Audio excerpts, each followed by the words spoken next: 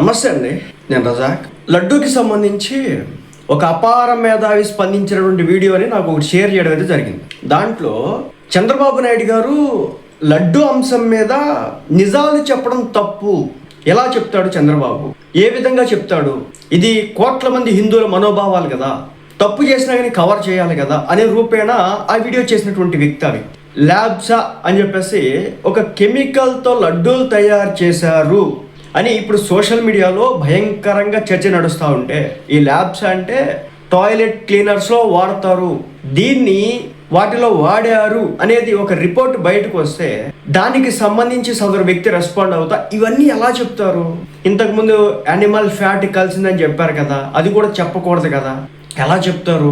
ఒక ముఖ్యమంత్రి స్థానంలో ఉండి ఇలా చెప్పడం వల్ల హిందువుల యొక్క మనోభావాలు అన్నీ కూడా పోతాయి కదా, చెడిపోతాయి కదా, తగ్గిపోతాయి కదా, సో తిరుమల వచ్చే వాళ్ళ సంఖ్య తగ్గిపోతుంది కదా అని అతను ఆ వెర్షన్ చెప్పుకురావడం చూసిన తర్వాత నాకు ఒక ఇంత ఆశ్చర్యం వేస్తుంది. తప్పు జరిగినప్పుడు తప్పు జరిగింది అని చెప్పకపోతే కనుక అదే నిజం అనుకుంటారు కదా భక్తులు, ప్రజలు.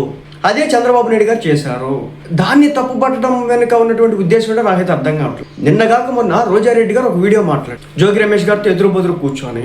దాంట్లో చాలా హాయిగా హ్యాపీగా మాట్లాడతా ఈ లడ్డూ ప్రసాదం గురించి మాట్లాడడం ఏదైతే ఉందో ఇది పాపం చుట్టుకునేలా ఉంది, ఆ దేవుడి దెబ్బ కొట్టేలా ఉందని ఈమె ఉపయోగించినటువంటి మాటలు రీక్రియేట్ చేశారు మళ్ళీ సేమ్ పొజిషన్లో, సేమ్ సెటప్లో.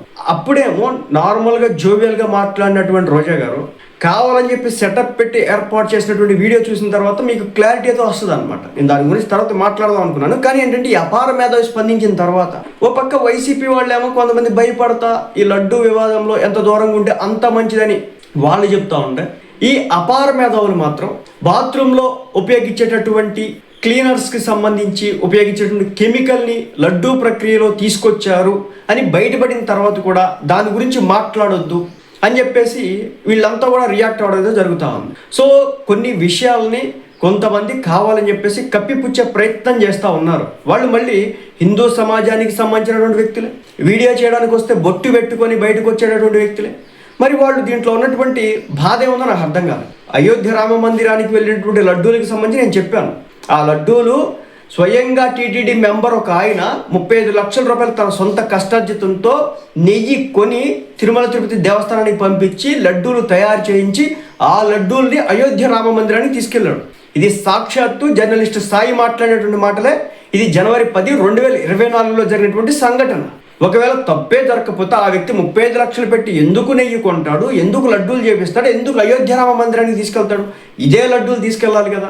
దీన్ని క్వశ్చన్ చేసేటటువంటి పరిస్థితి అయితే ఉండదు వీళ్ళకి. దీన్ని అడిగేటటువంటి నోరు అయితే బయటకు రావట్లేదు. ఫస్ట్ ఎన్డీటీవీ రిపోర్ట్ ప్రకారం స్టార్టింగ్లో వాటిని తీసుకెళ్ళి చెక్ చేయగా ఇప్పుడు వైవి సుబ్బారెడ్డి గారు నేను మాట్లాడడం అయితే జరిగింది. ఆయనకి సంబంధించిన ఆడియోలు కూడా బయటకు తిరుగుతూ ఉన్నాయి.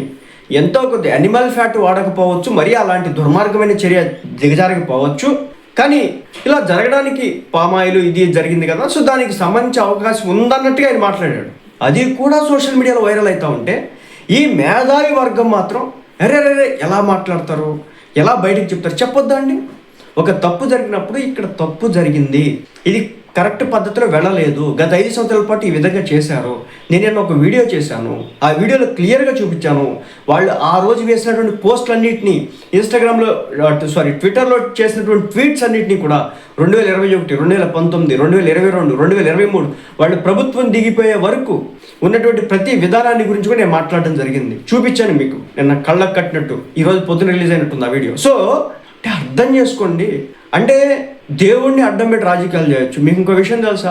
జగన్మోహన్ రెడ్డి గారు తిరుమల తిరుపతి దేవస్థానం నుంచి తెచ్చినటువంటి లడ్డూని ఆయనకు ప్రసాదిస్తే ఆయన తీసుకోవడం, ఆ వీడియో కూడా సోషల్ మీడియాలో వైరల్ అవుతూ ఉంది. అంటే ఒకటండి, దేవుడితో పెట్టుకున్నారండి, దేవుడితో పెట్టుకోకూడదు. దయచేసి వాళ్ళు ఏ మతం వాళ్ళైనా సరే ఒకటే మాట చెప్తున్నాను, నిజాయితీ వరకు నిలబడండి. దేవుడి దగ్గర రాజకీయం చేసినటువంటి వ్యక్తుల్ని, దేవుడి దగ్గర అక్రమ మార్గాల్లో సంపాదించాలి అని చెప్పేసి ఒక కోరికున్నటువంటి వ్యక్తుల్ని తప్పనిసరిగా చట్టపరంగా చర్యలు తీసుకోవాలా, కఠిన శిక్షలు విధించాలా. కొన్ని కోట్ల మంది మనోభావాలు హట్ చేసినందుకు వీళ్ళందరినీ కూడా తప్పనిసరిగా చట్టం ముందు నిలబెట్టాలనేది ఇప్పుడు చంద్రబాబు నాయుడు గారి యొక్క ప్రయత్నం. ఆయన చేయడం తప్పు, అలా చెప్పడం తప్పు, జరిగిందేదో జరిగిపోయింది, మీరు ఇప్పుడు మంచిగా పెట్టండి చాలు. కోర్టులో ఒక నియమం ఉంటుంది, 100 మంది దోషులకు శిక్ష పడిన ఓకే, కానీ ఒక్క నిర్దోషికి శిక్ష పడకూడదని చెప్పి. అంటే 100 మంది దోషులు తప్పించుకుని ఓకే కానీ ఒక్క నిర్దోషికి మాత్రం శిక్ష పడకూడదు అంటారు. సో ఇదేంటో మరి ఈ ఫిలాసఫీ నాకు అర్థం కాదు. కానీ ఈరోజు ఇలాగే ఉంది. ఇక్కడ తప్పు జరిగిందని మనం చెప్పొద్దు, మాట్లాడొద్దు అని చెప్పేసి కొంతమంది మాట్లాడుతూ ఉంటే ఎలా రియాక్ట్ అవ్వాలో అర్థం కావట్లేదు.